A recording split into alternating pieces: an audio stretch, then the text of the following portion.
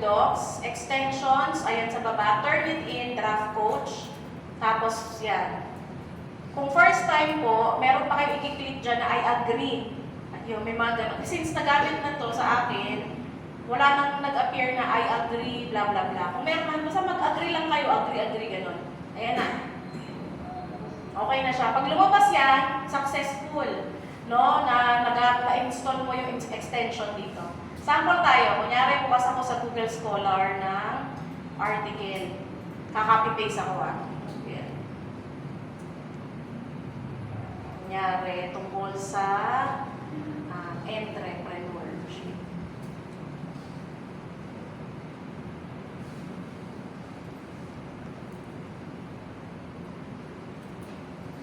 Copy lang, tingnan lang natin. Although luma po ito. Tingnan natin kung gumagana siya. Ito, siguro, yan, copy ko. Kunyari, kinopya ko yan lahat. Abstract, copy. Punta tayo sa docs, paste. Go to similarity, ang check mo pag ready ka na. Or ayan din, ito na sa taas. Run similarity check. Confirm. 3 times sabi niya. Sige, pamaya, explain ko. Confirm ko muna. Ano ko ilang percent. So, ang acceptable po ay 14% and below. Pag more than 14, ibabalik ko sa inyo yung papel nyo. Kailangan nyong ayusin. O, tingnan nyo. 100%. Kasi kinapi-paste ko eh. So, syempre, matik na yan. Plagiarize talaga yan. Wala nang ka-ano-ano. Tapos, ay nilalagay niya kung saan siya natagpuan. Ayan. I-click mo yan. Yun yung pinanggalingan kanina. Tapos, naka-red siya lahat. Kasi lahat nga lang yan, copy-paste.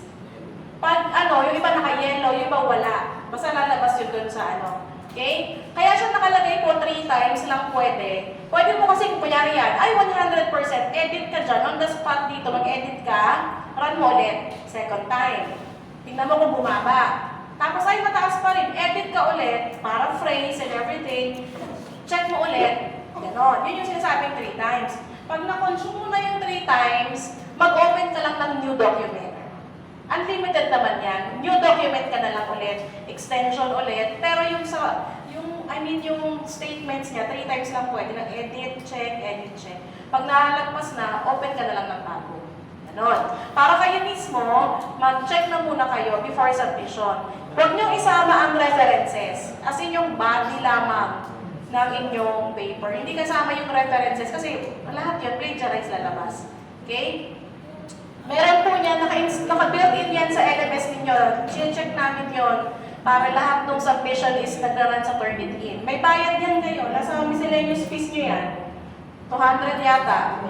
Kaya gamitin. Pero yun nga, SCCR EDU lang ang Sige. Questions?